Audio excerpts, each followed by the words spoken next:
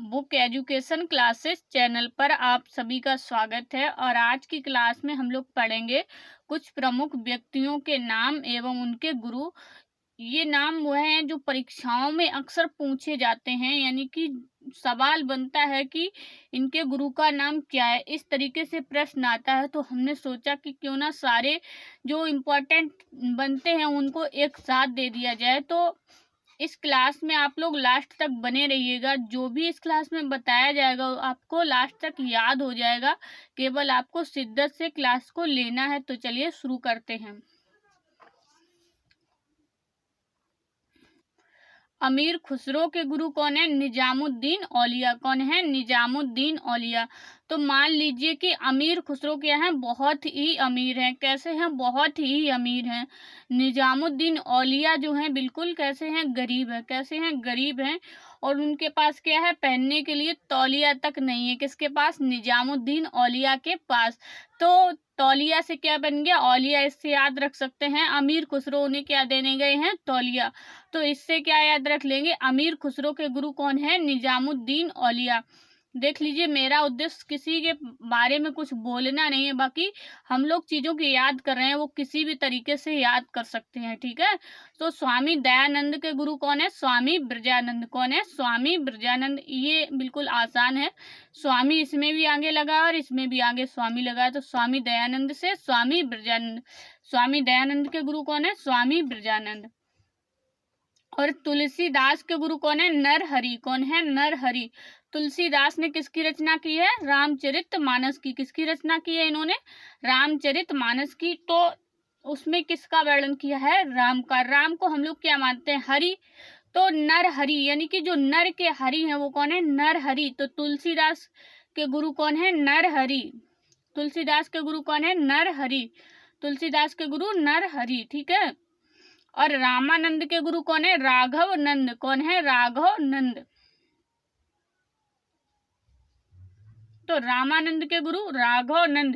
राघव किसका पर्यायवाची है? कृष्ण का। किसका पर्यायवाची है? राघव कृष्ण का पर्यायवाची है। ठीक है।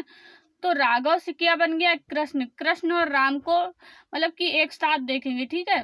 कृष्ण और राम को एक साथ देखेंगे, यानी कि इनका क्या अवतार था? पहले किसका अवतार हुआ? राम का। फिर उसके बाद किसका हुआ? कृष्ण का। एक साथ जब हम लोग देखेंगे तो रामानंद के गुरु कौन है? राघव नंद। दोनों के लास्ट में क्या लगा हुआ है? नंद। याद रख लेंगे। रामानंद के गुरु राघव नंद। और तानसेन के गुरु कौन है? शेख मोहम्मद गौस। कौन है? शेख मोहम्मद गौस। तानसेन में क्या लगा है? से। क्या लगा है? से। तो से क्या बन गया? शेख मोहम्मद गौस। कौन है? शेख मोहम्मद गौस। ध्यान से पढ़ना है, लास्ट तक आपको अपने आप याद हो जाएगा। नहीं तो आप प्रैक्टिकल करके देख लीजिएगा कि आपको याद हो रहा है या नहीं हो रहा है। तानसेन के गुरु कौन है? शेख मोहम्मद गौस। कौन है? शेख मोहम्मद गौस।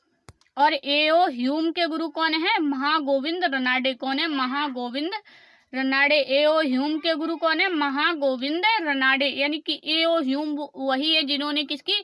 कांग्रेस की स्थापना की है। एओ ह्यूम ने क्या की है? कांग्रेस की स्थापना। यानी कि कांग्रेस के संस्थापक कौन है? एओ ह्यूम। कांग्रेस के संस्थापक कौन है? एओ ह्यूम। और एओ ह्यूम कभी भी कांग्रेस के अध्यक्ष नहीं बने, यानी कि इन्होंने आईएनसी की किसी भी अधिवेशन की अध्यक्षता नहीं की है। किसने? एओ ह्यूम ने। एओ ह्यूम ने कभी भी आईएनसी के किसी भी अधिवेशन की अध्यक्षता नहीं की। किसने की? एओ ह्यूम ने। यानी कि एओ ह्यूम कभी भी कांग्रेस के अध्यक्ष नहीं रहे। इसको ध्यान से पढ़ लेना है। ये संस्थापक जरूर है कांग्रेस के, लेकिन कभी भी ये अध्यक्ष नहीं रहे हैं। तो एओ ह्यूम के कौन गुरु हैं? महागोविंद रनाडे। कौन है? महागोविंद रनाडे। और गोपाल कृष्ण गोखले के गुरु कौन है? महागोविंद रनाडे। एओ ह्यूम और गोपाल कृष्ण गोखले के गुरु एक ही है। कौन है? महागोविंद रनाडे। इसको कैसे याद रखेंगे? गोपाल और गोविंद कृष्ण को ही बोलते हैं ना, गोपाल गोविंद ये सब कृष्ण को ही बोलते हैं। तो एक साथ गोपाल से क्या बन गया? महागोविंद रनाडे। इसमें ये ना कंफ्यूज होना, गुरु को बना दो शिष्य और शिष्य को बना दो गुरु, तो ये भी गलती बहुत बड़ी हो जाएगी। तो इसको कैसे याद रखोगे? गोपाल कृष्ण गोखले के गुरु ही है कौन? महागोविंद रनाडे। तो इसमें गोविंद में आगे क्या लगा हुआ है? महा। क्या लगा है? महा। तो महा यानी कि ये बड़े ही तो होंगे, तो गुरु तो वैसे भी शिष्य से बड़ा होगा। तो गोपाल कृष्ण गोखले के गुरु कौन है? महागोविंद रनाडे कौन है? महागोविंद रनाडे। ठीक है, तो अब चलिए आगे बढ़ते हैं। और महात्मा गांधी के गुरु कौन है? गोपाल कृष्ण गोखले। महात्मा गांधी के गुरु कौन है? गोपाल कृष्ण गोखले। तो महात्मा गांधी के गुरु गोपाल कृष्ण गोखले, गोपाल कृष्ण गोखले के गुरु महागोविंद रनाडे। ये काफी फेमस है और सब लोगों को याद रहता है। महात्मा गांधी के गुरु गोपाल कृष्ण गोखले हैं, तो इसको ज्यादा मतलब कि वो करने की जरूरत नहीं। महात्मा गांधी के गुरु कौन है? गोपाल कृष्ण गोखले।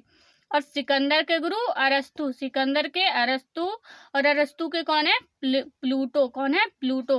तो ये तीनों क्या फेमस है, इनको ज्यादा मतलब कि वो कॉन्सेप्ट बनाने की जरूरत नहीं, सब लोगों को याद भी रहते हैं। ठीक है, तो चलिए अब आगे बढ़ते हैं। अरस्तु के गुरु कौन थे? प्लूटो। और अब देखते हैं कबीर दास के गुरु कौन है? रामानंद। कबीर दास के गुरु रामानंद, याद भी रहता है। कबीर दास ने भी राम के बारे में वर्णन किया है, इससे याद रख सकते हैं कि कबीर दास के गुरु कौन है? रामानंद। और मीराबाई के गुरु कौन है? रैदास। मीराबाई के कौन है? रैदास। ये भी याद रख लेंगे कि मीराबाई के। और मीराबाई जो है ना, कृष्ण की अनन्य भक्त थी। अनन्य भक्त का मतलब ऐसे हो जाता है कि मैं मतलब कि केवल कृष्ण की ही भक्ति करता हूँ और बाकी किसी की नहीं भक्ति करता, इसको बोलते हैं अनन्य भक्त। तो मीराबाई किसकी? कृष्ण भगवान की कैसी थी? अनन्य भक्त थी, यानी कि ये केवल कृष्ण भगवान को ही मानती थी, बाकी किसी मतलब कि हर समय ये किसके? कृष्ण भगवान के उसमें लगी रहती थी। बहुत ज्यादा इन्होंने भक्ति की, किसकी? कृष्ण भगवान की। तो मीराबाई के गुरु कौन है? रैदास। ये भी सिंपल है, बिल्कुल याद कर लेंगे। मीराबाई के गुरु कौन है? रैदास। अगर आपको लगता है कि इसका भी कॉन्सेप्ट चाहिए तो देखिए, मीरा रा से क्या याद रख लेंगे? रैदास। मीरा रा से क्या याद रख लेंगे? रैदास। ठीक है, मीराबाई के गुरु कौन है? रैदास। और सूरदास के गुरु कौन है? वल्लभाचार्य। सूरदास के गुरु वल्लभाचार्य। कहानी कहाँ गड़बड़ होती है? सूरदास के गुरु, कबीरदास के गुरु और तुलसीदास के गुरु। ठीक है, इन तीनों में क्या दास लगा हुआ है, कंफ्यूज यहीं पर होते हैं हम लोग। ठीक है, तो सूरदास के गुरु कैसे याद रखेंगे कि वल्लभाचार्य हैं और कबीरदास के गुरु रामानंद हैं। ठीक है, सूरदास क्या? सूर्य थे। सूर्य जो होते हैं उनको क्या दिखाई नहीं देता है, बिल्कुल भी, कुछ भी नहीं, ये लोग देख सकते हैं। तो ऐसे मान लीजिए कि सूरदास क्या इनको दिखाई तो दे नहीं रहा है। और वल्लभाचार्य इन्होंने क्या? कृष्ण के जो बाल्यावस्था है उसका वर्णन किया है। ठीक है, किन्होंने? सूरदास ने कृष्ण भगवान के बाल्यावस्था का वर्णन किया है। उस समय में ये किस तरह से चोटी बांधते थे, उनके कृष्ण भगवान के सौंदर्य का वर्णन किया है इन्होंने अपने काव्य में। किसने? सूरदास ने। किस तरह से रहते थे, ये सारी चीजें इन्होंने की है, जबकि इनको क्या दिखाई नहीं देता था, फिर भी इन्होंने कैसे किया कुछ भी ये इसके बारे में तो नहीं हम बता सकते हैं आपको। लेकिन सूरदास के गुरु वल्लभाचार्य हैं, इसको हम याद करवाना चाहते हैं आपको कि सूरदास मान लीजिए इनको दिखाई नहीं दे रहा है। ठीक है, ये कुछ ढूंढ रहे हैं ऐसे ऐसे करके। ठीक है, ऐसे ऐसे अंधेरे में। तो ये क्या? कृष्ण भगवान के लिए मान लीजिए गेंद ढूंढ रहे हैं। क्या ढूंढ रहे हैं? गेंद। तो गेंद के चक्कर में इनको क्या मिल गया है? बल्ला। तो सूरदास के गुरु कौन हो गए? बल्ला से क्या बन गया? वल्लभाचार्य। तो इससे हमें लगता है कि अब आप कभी भी भूलोगे नहीं सूरदास के गुरु कौन है? वल्लभाचार्य। जब भी आपके सामने सूरदास आएगा तो आपको तुरंत याद आ जाएगा कि ये बताया था कि सूरदास को गेंद ढूंढते ढूंढते क्या मिल गया था? बल्ला। तो बल्ला से क्या बन गया? वल्लभाचार्य। ठीक है, और रविंद्रनाथ टैगोर के गुरु कौन है? बंकिम चंद्र चटर्जी। रविंद्रनाथ टैगोर के गुरु कौन है? बंकिम चंद्र चटर्जी। तो रविंद्रनाथ टैगोर ने क्या लिखा है? भारत का राष्ट्रीय गान। क्या लिखा है? भारत का राष्ट्रीय गान है क्या? जनगण मन। ठीक है, और बंकिम चंद्र चटर्जी ने क्या लिखा है? वंदे मातरम, जो भारत का राष्ट्रीय गीत है। भारत का राष्ट्रीय गीत क्या है? वंदे मातरम। और राष्ट्रीय गान क्या है? जनगण मन। ध्यान से याद रख लीजिएगा। रविंद्रनाथ टैगोर के गुरु कौन है? बंकिम चंद्र चटर्जी। कौन है? बंकिम चंद्र चटर्जी। तो कैसे इसको याद रखेंगे? रविंद्रनाथ टैगोर के गुरु बंकिम चंद्र चटर्जी हैं, तो इसको इस तरीके से याद रख लेंगे कि देखिए इन्होंने क्या, जो वो क्या कहते हैं, राष्ट्रीय गीत होता है वो राष्ट्रीय गान की अपेक्षा क्या, मान लीजिए वो संस्कृत जैसा होता है तो उसको पढ़ने में बहुत टाइम लगता है, वो बड़ा होता है। तो बंकिम चंद्र चटर्जी क्या बड़े हुए गुरु, वैसे भी बड़ा होगा शिष्य से। तो रविन्द्रनाथ टैगोर के गुरु कौन है? बंकिम चंद्र चटर्जी। ठीक है, और शिवाजी के गुरु कौन है? दादा कोडजी, यानी कि शिवाजी के दादा को क्या हो गया है? कोड। तो कौन से इनके गुरु बन गए? दादा कोडजी। शिवाजी के गुरु दादा कोडजी कौन है? शिवाजी के गुरु दादा कोडजी। और गौतम बुद्ध के गुरु कौन है? महात्मा बुद्ध के गुरु कौन है? आलार कलाम। कौन है? आलार कलाम। ये भी बहुत फेमस है, ये सबको याद रहता है।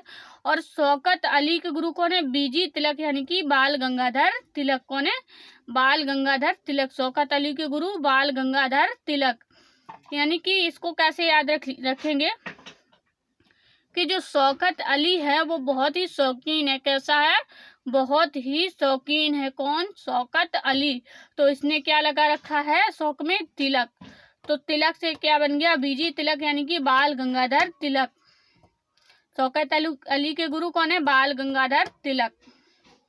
अब देखते हैं सुभाष चंद्र बोस के गुरु कौन है? चित्तरंजन दास। कौन है? सुभाष चंद्र के गुरु कौन है? चित्तरंजन दास। यानी कि सुभाष चंद्र के जो गुरु हैं वो बहुत ही इनकी क्या चिंता रखते हैं। कौन? चित्तरंजन दास जी। तो सुभाष चंद्र बोस के गुरु कौन है? चित्तरंजन दास। तो आज की क्लास में बस इतना ही। उम्मीद करते हैं क्लास आपको पसंद आई होगी और आपको याद भी हो गया होगा। नहीं, आप एक बार रिवाइज करके देख लीजिएगा। अमीर खुसरो के गुरु कौन है? निजामुद्दीन औलिया। स्वामी दयानंद सरस्वती के गुरु है स्वामी विरजानंद। तुलसीदास के गुरु नरहरि है। रामानंद के गुरु राघवनंद है। तानसेन के गुरु शेख मोहम्मद गौस है। ए.ओ. ह्यूम के गुरु महागोविंद रनाडे है। गोपाल कृष्ण गोखले के गुरु महागोविंद रनाडे है। और महात्मा गांधी के गोपाल कृष्ण गोखले हैं। सिकंदर के रस्तु है। रस्तु के प्लूटो है। कबीरदास के रामानंद है। और मीराबाई के रैदास है। सूरदास के वल्लभाचार्य। रविन्द्रनाथ टैगोर के बंकिम चंद्र चटर्जी है। शिवाजी के दादाजी कोडजी हैं। और गौतम बुद्ध के आलार कलाम है। शौकत अली के बीजी तिलक है। सुभाष चंद्र बोस के चित्तरंजन दास है। इस तरीके से आपको याद हो गया होगा। एक बार और रिवाइज कर लीजिएगा, आपको बिल्कुल याद हो जाएगा। तो आज की क्लास उम्मीद करते हैं आपको पसंद आई होगी। अगर वीडियो अच्छी लगी है तो लाइक कर दें और वीडियो को शेयर कर दें। एंड नए हैं तो चैनल को सब्सक्राइब कर दें। वीडियो को देखने के लिए आपका धन्यवाद।